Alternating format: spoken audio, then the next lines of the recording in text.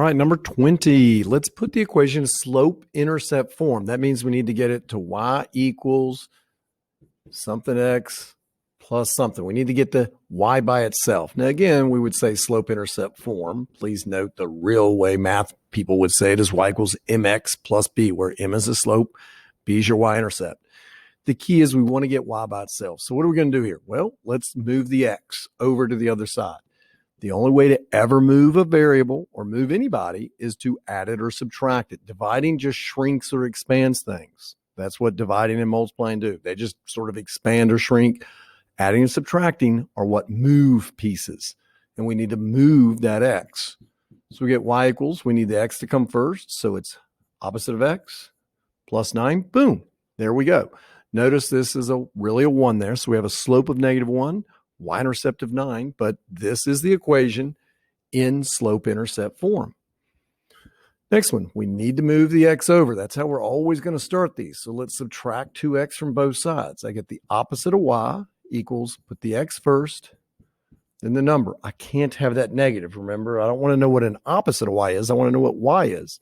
So all we do is we come in, multiply through by -1 to clear that out. That makes it a positive y. Negative 2x goes to positive, and the plus 8 goes to negative. 22. Little trickier. No, not really. 6x has to move over. Same step as last time. Leaves me 1/4 y equals -6x plus 5. Now, I must get rid of that 1/4. How do we undo multiplying by a fourth? We multiply by the reciprocal, which is 4/1, which means I have to multiply the entire right-hand side by a 4/1, which is just 4.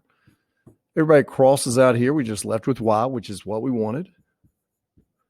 Distribute the 4 through, gives me -24x, and then plus 20. 23. Guess what we're going to do? Take a wild guess. Yeah, we're going to move the x over. We're going to subtract x from both sides of the equation. Gives me 2/5 y equals a negative opposite of x is the way it's supposed to be read, plus 4.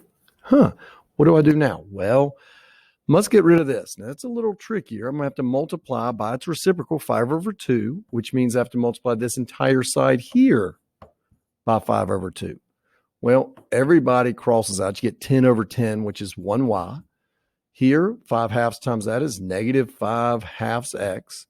I do want to come to the side and do 5/2 times a 4, which is 4/1. That's 20 on top. 2 times 1 is 2. That's just a 10. And there we have our answer for 23. And let's do the final problem here of 24. Let's move this over. So we're going to subtract a third x, subtract a third x. I get -3y equals -1/3 x. Again, I always put my x first, plus the 6. Now we need to come in. We need to divide by -3. Every piece is going to get half.